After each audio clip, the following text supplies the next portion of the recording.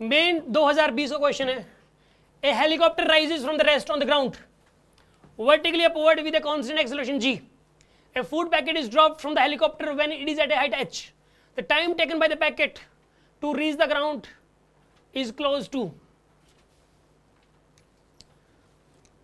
Question समझ में आया क्या आपको? क्या देखो सुनो, ग्राउंड है ये ग्राउंड है भाई, हेलीकॉप्टर ऊपर उठ रहा है जी के रेट से, मतलब इसके इंजन की वजह से, ये मैं लिफ्ट बना देता हूँ, ये हेलीकॉप्टर बना दो, ये जी के रेट से ऊपर जा रहा है, मतलब 10 मीटर पर सेकंड। रियलिटी में किसी बॉल को छोड़ते हैं तो उसका एक्सेलरेशन नीचे की तरफ 10 होता है, लेकिन इसमें इंजन की वजह से ये एमजी के इफेक्ट तो खत्म कर ही रहा है इंजन, और साथ में ये 10 मीटर पर सेकंड करके एक्सेलरेशन से ऊपर उठ रहा है, मतलब इसकी जो स्पीड है वो बढ़ती जा रही है, स्पीड इसके ऊपर बढ़ती जा रही है लिफ्ट की। लिफ्ट बोल दो हेलीकॉप्टर बोल दो, एक ही मतलब है।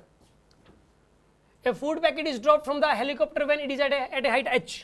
जब ये हेलीकॉप्टर h हाइट तक पहुंच गया, when it is reached to h height, जब ये h हाइट तक पहुंच गया, ठीक है, उस टाइम एक फूड पैकेट छोड़ दिया गया इसमें से। इस फूड पैकेट की स्पीड क्या होगी? जो इस हेलीकॉप्टर की स्पीड है। पहले तो ये देखना पड़ेगा यार इस हेलीकॉप्टर की स्पीड कितनी है डिस्टेंस ट्रैवल करने के बाद, कितनी स्पीड हो जाएगी बताइए आप। इनिशियल स्पीड क्या थी इसकी?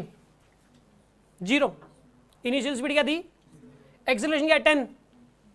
तो इनिशियल स्पीड 0, एक्सेलरेशन 10, तो h डिस्टेंस ट्रैवल करने के बाद स्पीड क्या हो जाएगी? √2gh हो जाएगी। क्योंकि यार जब किसी बॉल को छोड़ते ना ऊपर से, तो h डिस्टेंस, और जब एक्सेलरेशन 10 का ही होता है उसमें भी, तो h डिस्टेंस ट्रैवल करने के बाद स्पीड √2gh हो जाती है। तो इसमें भी तो वही हो रहा है, इनिशियल स्पीड 0, एक्सेलरेशन ऊपर 10 का, तो h डिस्टेंस ट्रैवल करने के बाद √2gh हो जाएगी। या फिर थर्ड इक्वेशन लगा लो यार, आप यहाँ से लेके यहाँ तक थर्ड इक्वेशन लगाओगे तो वेलोसिटी क्या आएगी इसकी? ये √2gh ये आएगी वेलोसिटी इसकी। सोल्व कर लो चाहे, यहाँ से ए से लेके बी तक, ये ए पॉइंट है, ये बी पॉइंट है। अगर ये √2gh आपको समझ नहीं आया तो दोबारा बता रहा हूँ, A to B, apply the third equation of motion v square equal to u square plus 2s। ठीक है, इसमें जो है ना v की वैल्यू तुम्हें निकालनी है, u की वैल्यू 0, a की वैल्यू जाएगी यहाँ पे g, और s की वैल्यू h। सोल्व कर लो, √2gh आएगा। तो यहाँ पर वेलोसिटी आ गई √2gh के बराबर, वेलोसिटी आ गई √2gh, और पैकेट की स्पीड भी क्या आ जाएगी इसकी? हाँ जी, वही हो जाएगी √2gh के बराबर ही हो जाएगी।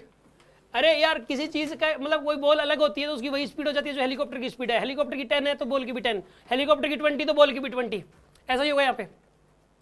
अब इसकी स्पीड घटते घटते घटते घटते 0, फिर उसके बाद ये नीचे आएगी। इसकी स्पीड घटते घटते क्या होगी यहाँ पे? 0 होगी। अच्छा, √2gh की स्पीड से किसी बॉल को ऊपर फेंक दे तो इसका स्पीड 0 होने में कितना टाइम और लग जाएगा? एच डिस्टेंस और ट्रैवल कर लेगी। हाँ जी, एच डिस्टेंस और ट्रैवल कर लेगी इसकी स्पीड 0 होने में। क्यों? जब 0 स्पीड से छोड़ते हैं तो एच डिस्टेंस ट्रैवल करने के बाद √2gh हो जाती है। तो √2gh से फेंकोगे तो 0 कब होगी? एच डिस्टेंस ट्रैवल करने के बाद ही तो होगी। उसी का मतलब रिवर्स मोशन है। या फिर एक काम करो, नहीं समझ आ रहा तो यहाँ से यहाँ तक थर्ड इक्वेशन लगा दो आप। थर्ड इक्वेशन से ये पता लग जाएगा इसने डिस्टेंस कितनी ट्रैवल करनी 0 होने तक। तो इसने h और ट्रैवल कर लिया पैकेट ने, पहले पैकेट ऊपर जाएगा फिर नीचे आएगा। अभी पैकेट ने h और ट्रैवल कर लिया। अभी जो पैकेट है ये यहाँ से ग्राउंड से कितना ऊपर है? अभी 2h, ग्राउंड से कितना ऊपर है? ये 2h है यहाँ पे ग्राउंड से, ठीक है ना। फिलहाल ये सिचुएशन है।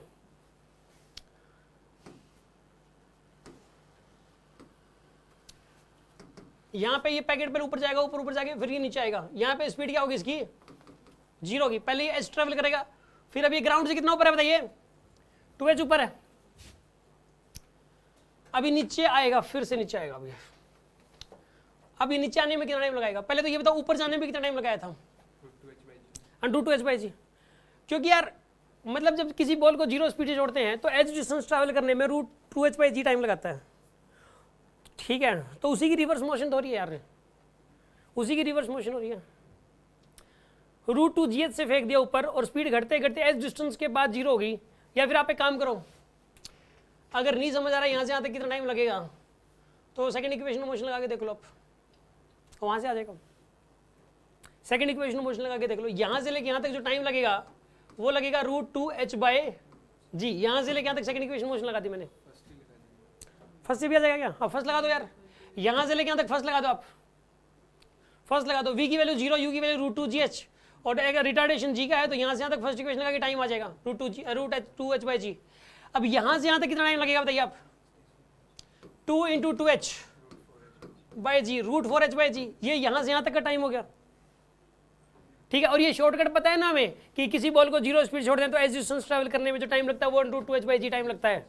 इस शॉर्टकट से जो इसकी वजह से हम जल्दी जल्दी कर पा रहे हैं, इस क्वेश्चन में तो टाइम लग जाएगा।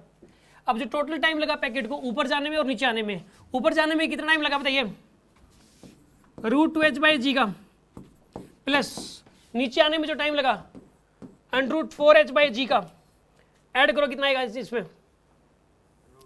हाँ जी बताइए कितना टाइम आएगा इसमें। इसमें √2h/g कॉमन ले लिया, अंदर क्या बचा,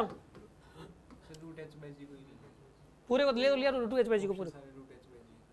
अच्छा √h/g को लेना है क्या, लो 2 को अंदर ही छोड़ देते हैं, √h/g को ले लिया, अंदर क्या बचा √2 प्लस में √4, तो √h/g है, मतलब जो है ना ये √h/g सब में कॉमन दे रखा है, इसलिए ऐसा किया मैंने।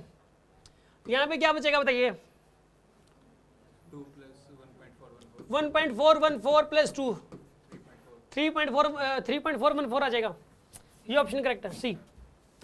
समझ में आ गया होगा आपको, ये कोई डाउट है किसी के मन में।